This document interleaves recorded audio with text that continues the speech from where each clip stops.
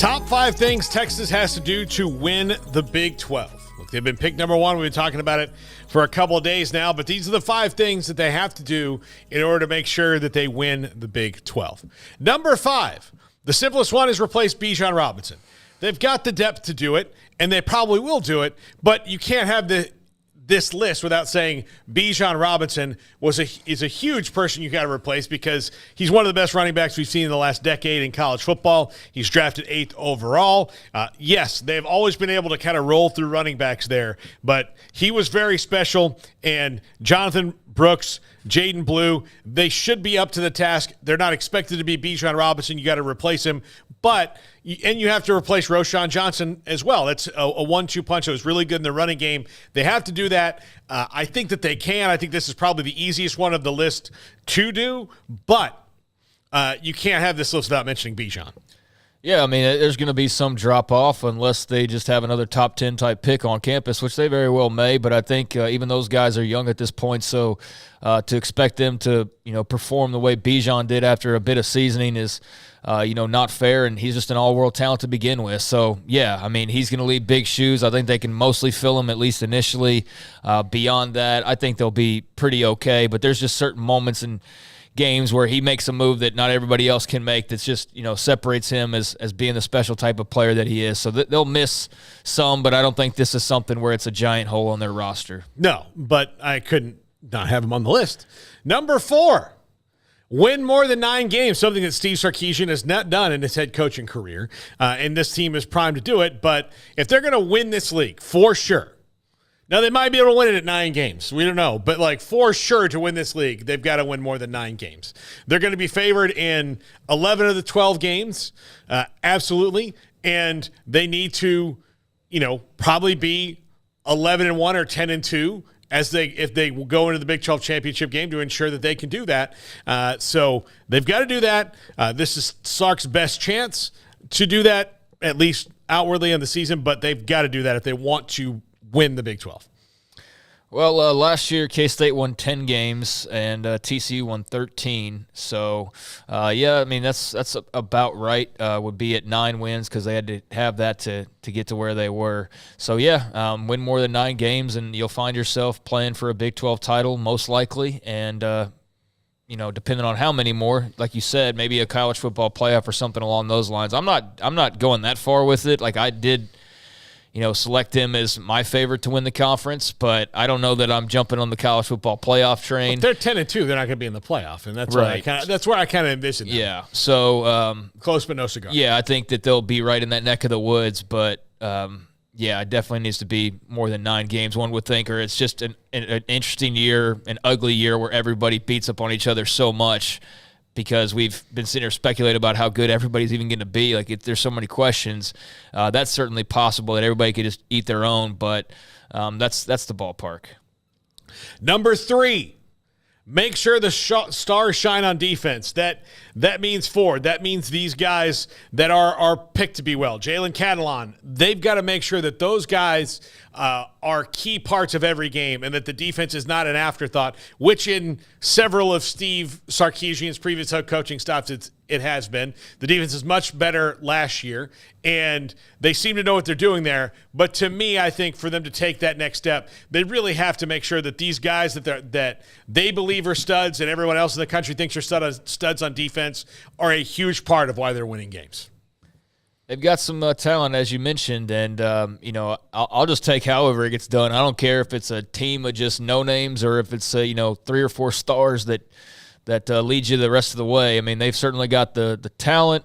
I do wonder, and I'm like everybody else, and, just how much of an impact Gary Patterson made last year, how much of that is no longer a part of the equation because he's moved on. I do think he deserves some credit, but we just don't know really how much. How much was him, how much was Kwiatkowski, how much was, others that dabble. But they do have some stars, and if those guys are in the headlines and getting accolades, and that means something's going right, and they're doing well on defense. Yep. Number 2, don't let the Alabama game define the season.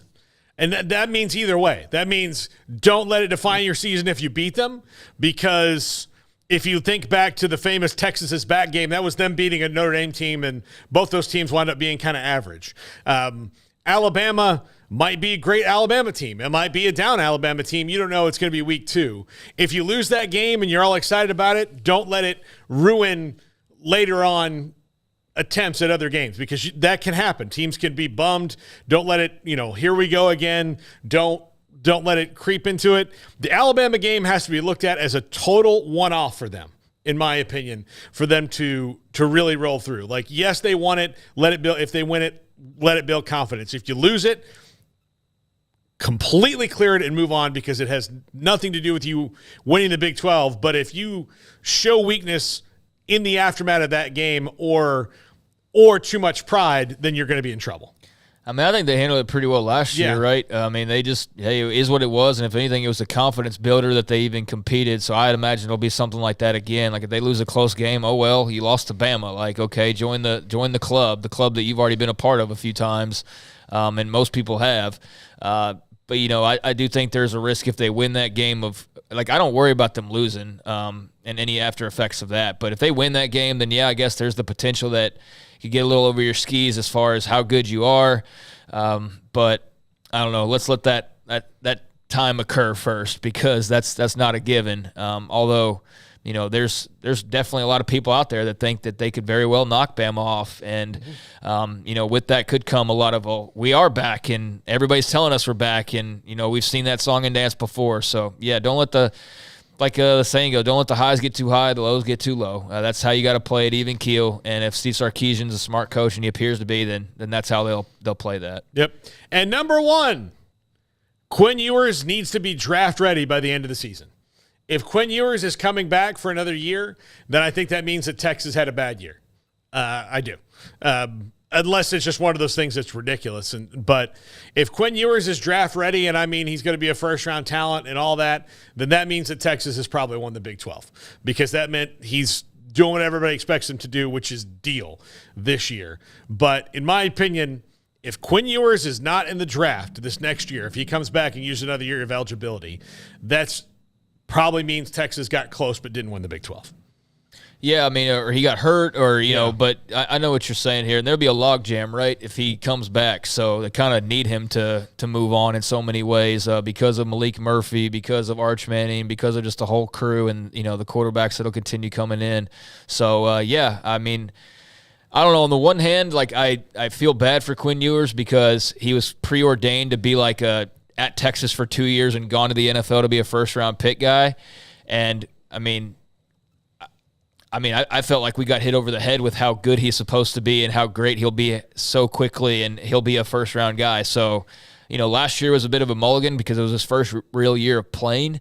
But, yeah, I think this year will say a lot about, where exactly they are. And if he's performing like a guy who's good enough to go off to the first round of the NFL draft, then, like you said, they're probably having a pretty great year. And if he's there, maybe he has to transfer to like West, if it start talking about that, then yeah, things went really sideways and he's probably not starting after a while. And Malik Murphy or somebody else has taken over the reins. So yeah, a lot of eyes on him. He seems prepared for it. He's got talent. Definitely was banged up a bit last year and really way too overhyped. I mean, he's really good, but dude, like, let him get there. Like, Arch Manning's already won 3 Heismans, Let him get there. But I feel like with Quinn, it's not his fault. There's just such high expectations. So yeah, he's going to be fascinating to see, progress throughout this year and where that ends up when all is said and done. Absolutely. All right, thank you to Levi